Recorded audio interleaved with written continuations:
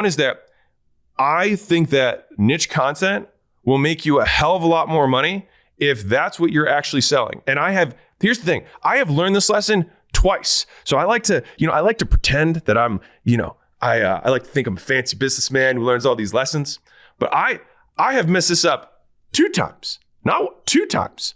And so I tell the story about how my podcast was getting, 2,000-3,000 downloads per month, which is like 100 downloads an episode. Not a lot, right? And that was for like a few years.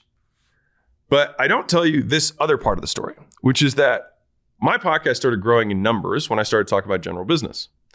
It also started growing in numbers even faster once we sold the company for Gym Launch. But there was a period of about 18 months prior to me selling where I just talked about general business because I was like, I'm tired of talking about gyms. I just want to talk about business in general. During that period of time, our organic sales went to basically 0. And it took us like 6 months to figure out that the reason that had happened was because I stopped talking about gym shit.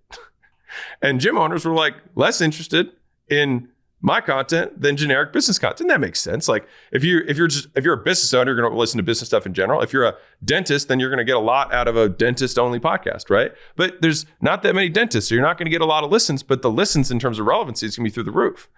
And so we started making less sales, but I was getting more views, more listens, right? Now I ended up wanting to go in that direction, so it was fine. And I'm talking about general business now, right? I made that mistake second time, not necessarily a mistake, we learned, right?